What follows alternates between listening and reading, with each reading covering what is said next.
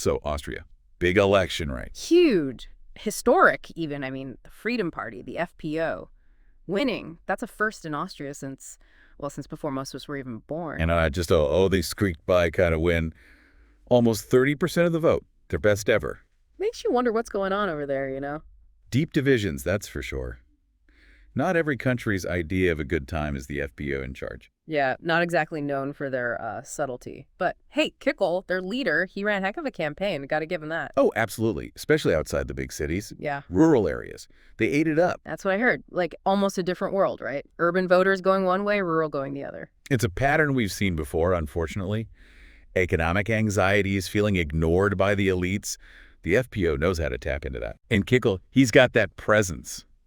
You listen to the guy, and you almost forget what his party's actually about. Charisma, some call it. Dangerous charisma, others might say. Speaking of dangerous, wasn't there an article comparing his whole thing to Orban. Viktor Orban in Hungary? Okay. Yeah, the parallels are there, both playing on that same fear of change, of losing your identity, your country. Not subtle stuff, but effective. Okay. But it wasn't just a good day for the FPÖ, right? I mean, the ÖVP, the conservatives, they got hammered. Absolutely. Down 11% from the last election. Looks like trying to distance themselves from the whole Kurz scandal didn't quite work as planned. Yeah, that whole thing was wild. But still, you'd think they'd have recovered by now, right? Voters have short memories. Sometimes. But when a scandal's that big, that tied to the party, it leaves a mark. And it wasn't just the ÖVP. Social Democrats, the SPÖ, they took a hit too.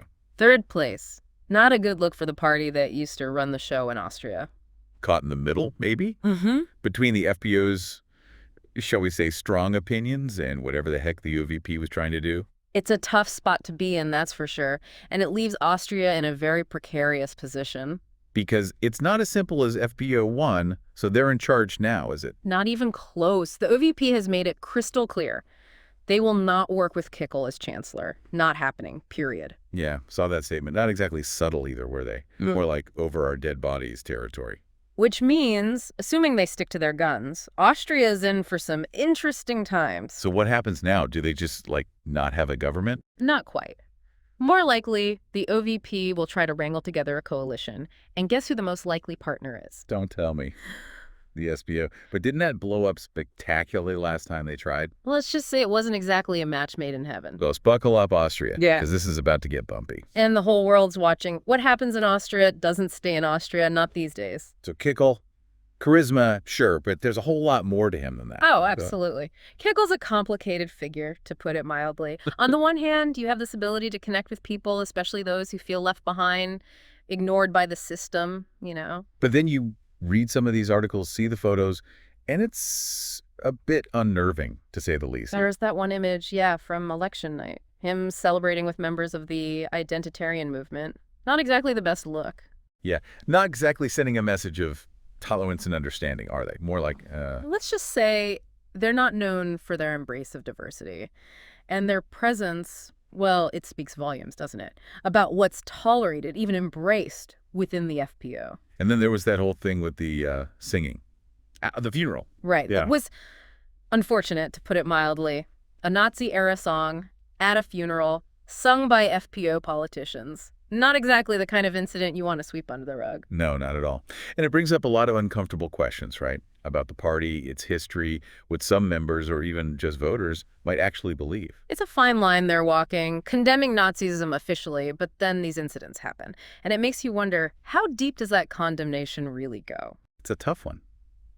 Because, on the other hand, you can't deny that Kickl's message, extreme as it might be, it's resonating. People are listening, and not just a fringe few. That's the key, right? Understanding why. It's easy to dismiss it as just racism, xenophobia, but it's more complicated than that. So what's the answer then? Why is this happening? Not just in Austria, but all over, it seems. Look around. Globalization, economic uncertainty, people feeling like they've lost control, their country's changing too fast. These are real fears, whether we like it or not. And the FPÖ, they're offering answers. Simple, maybe simplistic, but answers nonetheless. Exactly. And when people are scared, angry, looking for someone to blame, a simple answer is very appealing, even if it's the wrong one. So what's the alternative? How do you fight that? Well, ignoring it doesn't work, that's for sure. Pretending these anxieties aren't real, that's how you get Kickl's and, well, worse. So engage. But how? That's the million-dollar question. But it has to start with acknowledging the problem, addressing the root causes, not just the symptoms. Economic inequality, social mobility, a sense of belonging. These are complex issues, but they're not insurmountable. Okay, but let's say, just for a second, that the FPÖ does get its way. They lead the country, Kickl is chancellor, the whole 9 yards. What then? Now we're getting to the heart of the matter. Because it's not just about Austria anymore, is it?